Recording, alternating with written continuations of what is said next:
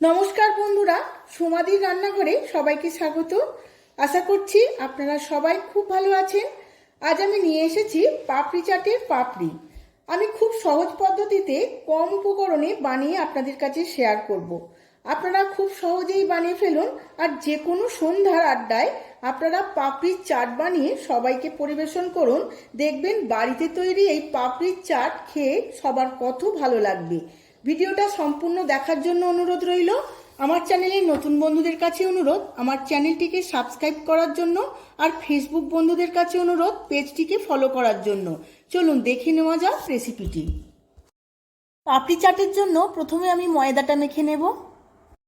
একটা পাত্রের মধ্যে 500 গ্রাম ময়দা নিয়ে নিয়েছি। এর মধ্যে দিয়ে দেব হাফ চামচ কালো জিরে, স্বাদ মতো নুন, আর দেব 2 চামচ সাদা তেল। সমস্ত শুকনো উপকরণগুলো ময়দার সঙ্গে খুব ভালোভাবে মিশিয়ে নিতে হবে, যাতে ময়ামটা খুব ভালো করে হয়। প্রয়োজন মতো নর্মাল টেম্পারেচারে জল নিয়ে একটা নরম ডো বানিয়ে নেব।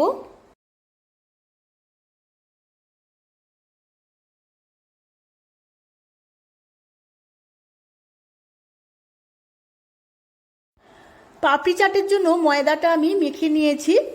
খুব নরমও না, খুব শক্তও না, একটা ডো বানিয়ে নিয়েছি। এখন আমি 10 মিনিটের জন্য রেস্টে রেখে দেব। ময়দাটা খুব ভালোভাবে সেট হয়ে যাবে। 10 মিনিট রেস্টে রাখার পর ময়দাটা খুব সুন্দরভাবে সেট হয়ে গেছে, খুব নরম হয়েছে। এখন আমি মাঝারি সাইজের 4-5টা লেচি কেটে নেব।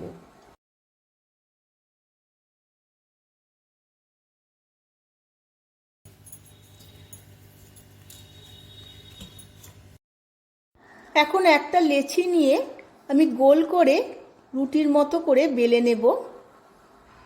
একদম পাতলা করে বেলতে হবে।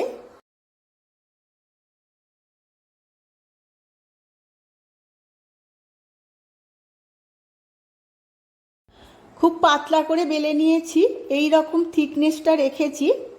এবার আমি একটা কাঁটা দিয়ে ছিদ্র করে নেব, যাতে ভাজার সময় পাপড়িগুলো ফুলে না ওঠে। এখানে আমি একটা শিশির চাপা নিয়ে নিয়েছি প্লাস্টিকের। এইভাবে রুটির মধ্যে বসিয়ে গোল গোল করে কেটে নেব।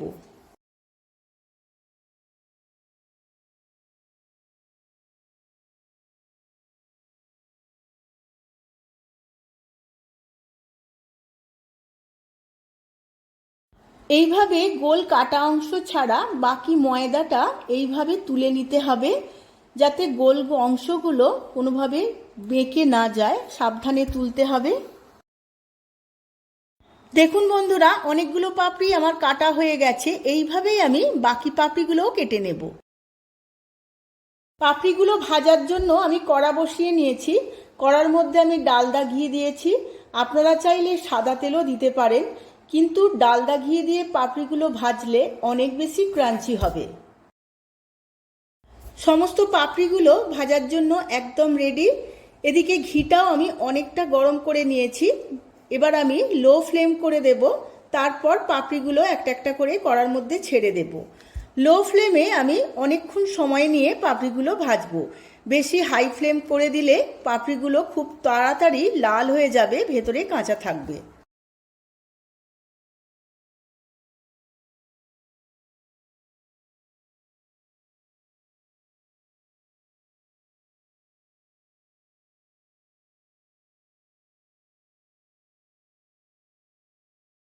গ্যাসের ফ্লেমটা একদম লো করে দিয়ে পাপড়িগুলো অনেকক্ষণ সময় নিয়ে ভাজতে হবে।